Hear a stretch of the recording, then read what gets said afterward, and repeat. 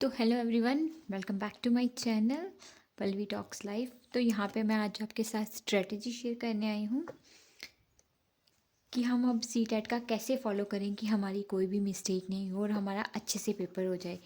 क्योंकि इसके बाद अब आगे मे भी 4 लेवल का हो जाए तो सिलेबस चेंज हो जाए तो हमारे पास समझ लो कि ये लास्ट अटैम्प्ट है, ऐसा मान के चलो। श्योरिटी नहीं है अभी, अगस्त तक मतलब हमारा एग्ज़ाम हो सकता है।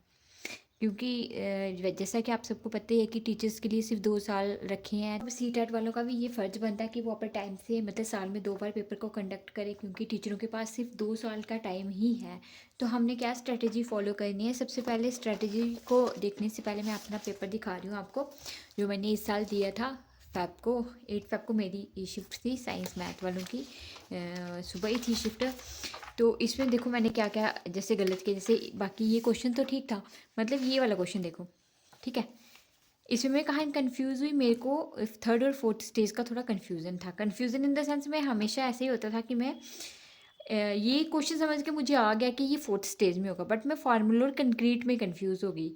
मतलब हर बार ऐसा होता था, जबकि मुझे पता है कि कंक्रीट 3rd है और फॉर्मल 4th है, ठीक है, पढ़ा है अच्छे से। बट मतलब मैक्सिमम टाइम मेरे दिमाग में यही आता था कि नहीं, फॉर्मल 3rd है और कंक्रीट 4th है। तो पेपर में भी ऐसा हुआ, एक क्वेश्चन ये मेरी स्टूपिडिटी की वजह से गलत हो गया।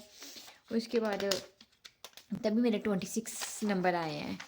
तो एक तो ये वाला क्वेश्चन था, ये मेरी समझ से परे था, ये मुझे नहीं आता था, इसका मुझे थोड़ा सा भी नहीं आइडिया था, तो ये रह गया डन। उसके बाद था कौन से वाला, एक तो ये वाला क्वेश्चन, इसमें सेंसस वाला क्वेश्चन था, ये क्वेश्चन मैं गलत करके आई हूँ, ठीक है। बाकी तो ठीक ही था। एक क्वेश्चन और था जिसमें मेरी गलती हुई है, सेकंड क्वेश्चन, ये देखना। सबसे इजी क्वेश्चन प्याजी स्कीमा के बारे में ही बोलता है और मैं बेवकूफ़ ये वाली चीज़ करके आई हूँ। ये क्वेश्चन, इन ये दोनों तो मैंने क्रॉस कर दी थी, इन दोनों में से मेरे को चूज़ करना था और मैं ये वाले को छोड़ के जबकि ये चीज़ वो चीख चीख के बोल रहा है, जबकि मेरी आप बुक देखोगे ना, नोटबुक देखोगे, उसमें भी लिखा हुआ है। तो ये माइनर सी मेरी जो मिस्टेक्स थी जिसकी वजह से मेरा पेपर ये रह गया। चलो, जो हो गया सो हो गया। बट आज हम स्ट्रेटजी के बारे में डिस्कस करेंगे। तो ये रही स्ट्रेटजी। स्ट्रेटजी क्या है? हमने क्या करना है, डेली 1 यूनिट करना है एनसीईआरटी की बुक से फ्रॉम 6 to 8। मैं क्या करूँगी, 1 लाइनर नोट्स आपको प्रोवाइड कर दूँगी। मैं बुक को पढ़ूँगी और उसके जो भी इंपॉर्टेंट पॉइंट्स होंगे वो सारे नोट डाउन करके मैं आपको यूट्यूब पे डेली एक क्लास आपको यूट्यूब पे मिल जाएगी, ठीक है।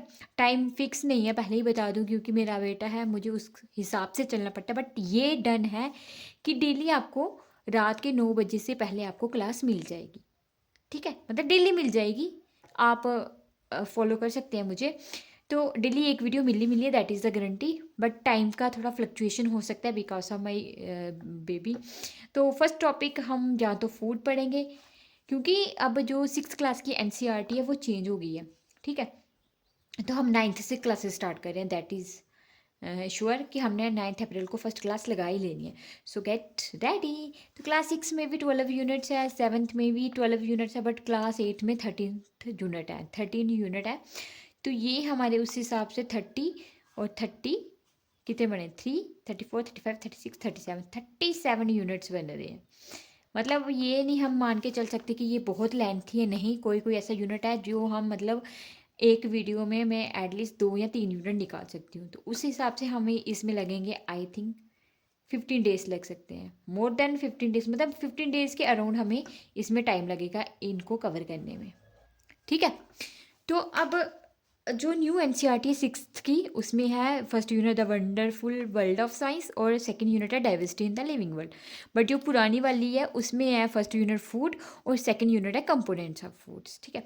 अब हम देखेंगे, हमें न्यू भी पढ़नी पड़ेगी, हमें पुरानी भी पढ़नी पड़ेगी, क्योंकि वो पुरानी वाली में से भी क्वेश्चन पूछ सकते हैं। एनसीईआरटी जो सीबीएसई वाले हैं वो कुछ भी कर सकते हैं, अगर वो सचिन सर के क्वेश्चंस को भी नहीं वैलिड मान रहे, जो उन्होंने मतलब विद प्रूफ दिया है कि इसका आंसर ये होगा, अगर वो उनको नहीं मान रहे तो फिर हम कौन सी खेत की मूली है। तो इसीलिए हम पुरानी वाली एनसीईआरटी भी करेंगे और ये भी करेंगे, ये इजीली जल्दी हो जाएगी। बट हम 15 डेज अराउंड लेके चलो कि हमारी ये अच्छे से हो जाएगा। तो अब देखते हैं कि ये स्टार्ट करें या ये स्टार्ट करें। जो भी होगा मैं कर दूंगी स्टार्ट, बट करूंगी ज़रूर, और हमारी क्लासेस 9 अप्रैल से स्टार्ट हो जाएंगी, ठीक है। तो उसके बाद अगर आपको सिलेबस देखना है, वेट में आपको सिलेबस दिखा देती हूँ। मैंने दिया है फूड पे है जिसमें source of food, component of food, cleaning food, materials है, the world of living, the world of the living, the wonderful, ये वाला ही है, ठीक है। और उसके बाद moving things, people and ideas, how things work, electric current circuits के बारे में, मैग्नेट्स के बारे में, नेचुरल फिनोमिनास है, नेचुरल रिसोर्सेज हैं, दैन पैडागोजिकल इश्यूज़ हैं। अब इसमें देखा जाए तो आधे यूनिट इसमें होंगे ही नहीं, है ना। तो हमने सिलेबस में क्या करना है कि हमने क्या करना है 6, 7, 8 की मतलब हर एक यूनिट को अच्छे से पढ़ना है और उसके जो भी मेन पॉइंट्स हैं, क्योंकि अब इतना बड़ा यूनिट होगा उसमें थोड़ा सा इंपॉर्टेंट होगा, क्योंकि उसमें थोड़ी सी उन्होंने कहानियाँ सुनाई होती है, कुछ होता है, मतलब खास पॉइंट्स ही हम करेंगे तो इतना लेंथी नहीं होगा। ये ऐसा लग रहा है कि 12 यूनिट इसके, 12 इसके, 13 इसके, तो काफ़ी लेंथी होगा। इवन की पुरानी वाली भी हमको पढ़नी है, बट ऐसा कुछ नहीं होगा, हम आराम से करेंगे। हमारा मत जैसे 1 मंथ लेके चलो कि आपकी साइंस पूरी कंप्लीट हो जाएगी, ठीक है। देन हमारे जो 6, 7 और 8 की जो यूनिट्स हैं वो देख लेते हैं क्या क्या है। मैंने अभी PDF फाइल्स यहाँ पे डाउनलोड की हैं, वेट में आपको दिखाती हूँ फाइल। तो ये रहा, सॉरी यहाँ पे क्लिक करते हैं, ठीक है। ये हमारा जो सिलेबस है ये है हमारा 8th क्लास का सिलेबस। आप देख सकते हो ये 13 यूनिट है, पूरे 13 यूनिट है। ये हमारी क्लास 8 की सिलेबस। देन उसके बाद में आपको दिखा के हैं, हाँ, तो ये है क्लास 7th की NCERT जो हमें 12 यूनिट्स पढ़ने हैं, ठीक है। देन हम चलते हैं मूव ऑन। यूनिट्स हैं, ये है हमारी न्यू NCERT 6th क्लास की, the wonderful world of science, diversity in the living world. मैंने, हाँ, तो ये है हमारे क्लास 6th की NCERT, ठीक है। तो अब हम स्टार्ट करेंगे या तो न्यू NCERT से 6th क्लास से, या फिर हम पुरानी NCERT जो देखते हैं, करना तो दोनों ही पड़ेंगे, जो मर्जी करो। तो चलो, तो ये हमारी स्ट्रेटजी है जो 15 डेज़ के अंडर कंप्लीट हो जाएगी। तो आगे देखते हैं। फ़िलहाल let's hope for the best, और 100% मैं आपको श्योरिटी देती हूँ, अगर आप मेरे साथ करते हो, ये स्ट्रेटजी फॉलो करते हो, मेरे साथ NCERT की हर एक लाइन को अच्छे से पढ़ते हो, तो आपका डेफिनेटली साइंस इस बार, मतलब साइंस में 30 में से 25+ नंबर श्योरिटी लेके चलो।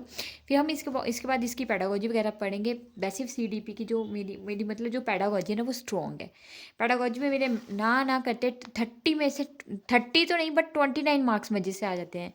इस बार 29 आते, बस वो 3 क्वेश्चन जो मेरी, मतलब क्या ही बोलूँ मैं, उसकी वजह से हुआ।